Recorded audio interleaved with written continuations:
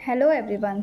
आज मैं आप लोगों से ये बात करना चाहती हूँ कि जैसे मैं एक हाउसवाइफ हूँ और साथ में सीटेट की प्रिपरेशन कर रही हूँ। वैसे भी आप लोगों में से बहुत लोग होंगे जो कि एक हाउसवाइफ होंगे और साथ में गवर्नमेंट जॉब की प्रिपरेशन कर रहे होंगे। कुछ लोग टीचर के लिए प्रिपरेशन कर रहे होंगे, कुछ लोग सीटेट की प्रिपरेशन कर रहे होंगे और कुछ लोग बीएड के साथ भी सीटेट की प्रिपरेशन कर रहे होंगे। जो कि कुछ लोग जैसे कॉलेज भी जा रहे होंगे क्योंकि वो गवर्नमेंट कॉलेज में होंगे तो वो कॉलेज भी जा रहे होंगे, प्लस सीटेट की भी प्रिपरेशन कर रहे होंगे, प्लस एक हाउसवाइफ भी होंगे।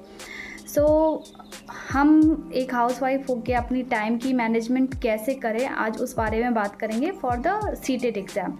मैं अभी बस एक सीटेट एग्ज़ाम का ही बताऊंगी क्योंकि मैं भी सीटेट के लिए प्रिपरेशन कर रही हूँ, तो मैं सीटेट की ही बात करूँगी। ये जो है ना, जो हम एक हाउसवाइफ है ना, ये हमारे लिए कोई कमज़ोरी नहीं है, ये हमारी ताकत है कि हम एक हाउसवाइफ हैं। हाँ, हमें लगता है कि हम एक हाउसवाइफ हैं, ये क्या है, हम तो एक हाउसवाइफ, पर वाइफ को आप आजकल क्या बोलते हैं, होम मेकर। और होम मेकर जो होता है ना, वो होम मेकर मतलब जो घर बनाता है। तो जो घर बना सकता है वो अपनी करियर क्यों नहीं बना सकता है। घर हमारा होता है, इतना बड़ा होता है, घर में इतने सारे लोग होते हैं।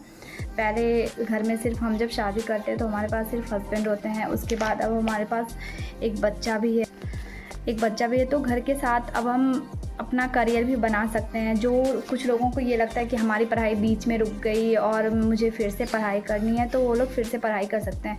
आप हाउसवाइफ हैं, आप क्या करें, आप थोड़ा जल्दी सुबह उठा करें। अगर आप 6 बजे उठते हैं और आपका एग्ज़ाम्स आने वाला है तो आप उसको 5:30 करें, फिर धीरे धीरे उसको 5 करना है, फिर उसको धीरे धीरे 4:30 करना है।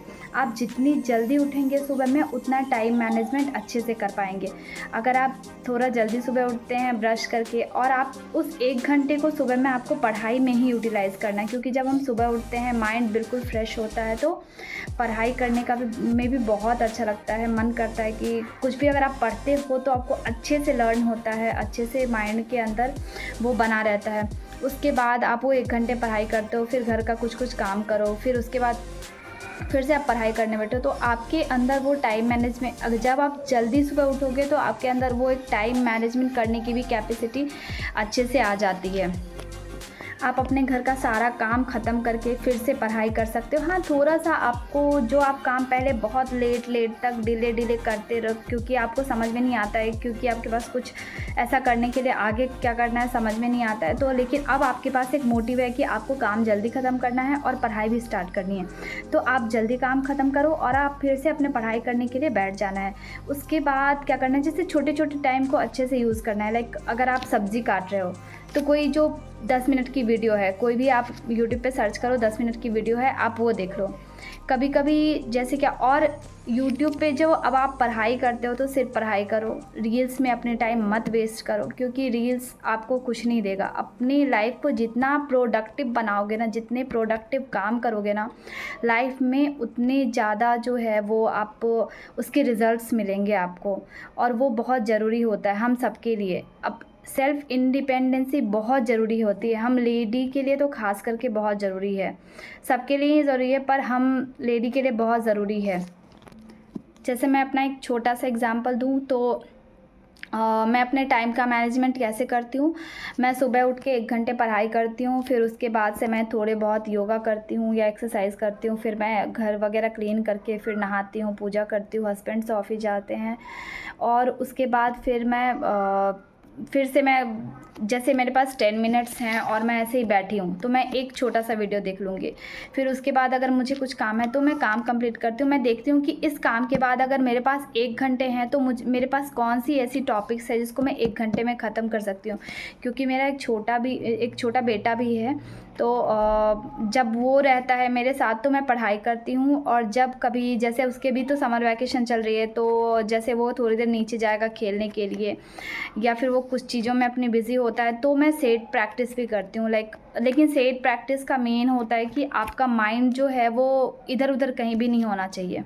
सेट प्रैक्टिस के टाइम आपका माइंड एकदम कॉन्सेंट्रेट होना चाहिए कि आप क्वेश्चन पढ़े और फिर उसके आंसर सही से लगाएं। अदरवाइज़ अगर आप क्वेश्चंस पढ़ते हो और बाद में फिर अभी अगर आपने देखा कि आपने इतने क्वेश्चंस लगाए, उसके बाद से आपके इतने कम मार्क्स आए, बाद में फिर आप क्वेश्चन फिर से पढ़ते हो, जब उसके नंबर वगैरह चेक करते हो और फिर आप पढ़ते हो कि अरे ये तो क्वेश्चन मेरे से बन जाता है। इसीलिए आप ट्राई करो कि जब आप कोई भी सेट लगा रहे हो तो आप जो है वो कंसंट्रेट करो, उस चीज़ को कंसंट्रेट करके ही उसका सेट प्रैक्टिस करना है। ख़ास करके जो सीडीपी है ना, हमारे जो सारे सब्जेक्ट्स हैं पेपर 1 या पेपर 2 में, जो भी सीडीपी है उसमें ख़ास करके आपको माइंड्स बहुत ही कंसंट्रेट करके ही पेपर लगाना चाहिए, क्योंकि वो सारे कॉन्सेप्ट वाले होते हैं क्वेश्चंस, उसको आप रट के कभी नहीं कर सकते हो। सारे कॉन्सेप्ट वाले क्वेश्चन होते हैं जिसको आप पढ़ोगे फिर आपको समझ में आएगा अच्छा इसका आंसर ये ही हो सकता है, फिर आप उसका आंसर दे सकते हो।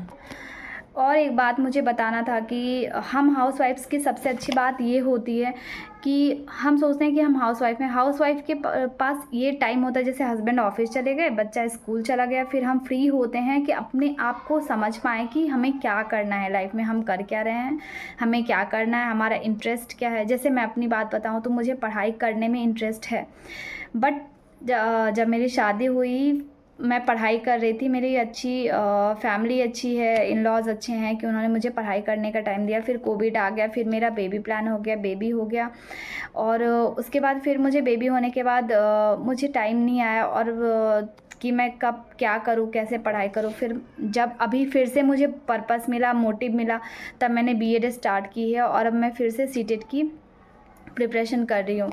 और अभी सीटेट आई जस्ट होप कि मैं सीटेट निकाल लूँ इस बार, और ऑफ कोर्स मुझे करना है क्लियर इसी बार में। सो आप लोग भी कर सकते हो, अगर मैं कर सकती हूँ तो मुझे लगता है कि आप लोग भी कर सकते हो, और सब लोग ही कर सकते हैं। बस अपने लाइफ को थोड़ा प्रोडक्टिव बनाना है, थोड़ा उसमें जो है टाइम को अच्छे से यूटिलाइज़ करना है, रदर दैन कि आप यहाँ वहाँ रील्स देखने में, फ़ोन में, टीवी में टाइम वेस्ट करो। क्योंकि आप एक हाउसवाइफ हो, काम ख़त्म हो गया, चलो बैठे हैं घर में, कोई नहीं है, टीवी ही देख लेते हैं, फ़ोन ही देख लेते हैं, ऐसा नहीं करना है। और आजकल ज़्यादातर लोग न्यूक्लियर फैमिली में रहते हैं, जहाँ फैमिली जॉइंट फैमिली नहीं होती, न्यूक्लियर फैमिली होती है। न्यूक्लियर फैमिली में काम होता है, पर ऐसे बहुत ज़्यादा काम नहीं होता है कि आप उसको जो है वो पूरे दिन करोगे। हमें नाश्ता बनाना है, 2 से 3 लोग बहुत हो गए हैं, खाना बनाना है, 2 से 3 लोग बहुत हो गए हैं, उसके बाद क्या करेंगे हम? तो हम टीवी देखेंगे या तो फ़ोन देखेंगे। तो उसमें आप जितना टाइम लगाओ, जितना आप देखोगे ना, उतना मन करेगा कि और मैं टीवी थोड़ा सा और देख लेती हूँ, थोड़ा सा और देख लेती हूँ। फ़ोन में आप जितना रील्स देखोगे और वो स्क्रीन स्क्रॉल करते जाओगे, बस फ़ोन देखते जाओगे। पर जो लोग, जो आपने देखा होगा कुछ हाउसवाइफ्स होती हैं जो कि यूपीएससी भी क्लियर करती हैं, बीपीएससी क्लियर करती हैं, बहुत बड़े-बड़े एग्ज़ाम्स करती हैं, और बहुत सारे सक्सेसफुल लेडी हैं जो अपने लाइफ में हाउसवाइफ्स थी, उसके बाद उन्होंने पढ़ाई हाउसवाइफ्स के साथ, बच्चे के साथ उन्होंने पढ़ाई स्टार्ट की। बड़े-बड़े एंटरप्रेन्योर भी हैं जो कि 2 बच्चे होने के बाद उन्हें लगा कि चलो ये बनना है मुझे, और उन्होंने वो अचीव भी किया लाइफ में।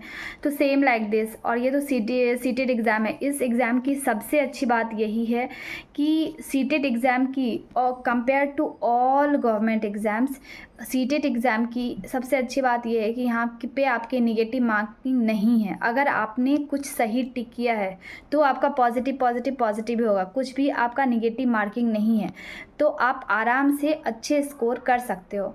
सो प्लीज़ आप लोग अपनी पढ़ाई पे कंसंट्रेट करो, कॉन्सेप्ट को समझो, अच्छे से एग्ज़ाम दो। और आई जस्ट विश कि जो भी मेरी वीडियो देख रहे हैं, जो भी मुझे फॉलो करते हैं, आई जस्ट विश कि वो सारे लोग पास हों और साथ में मैं भी पास हूँ। Thank you so much.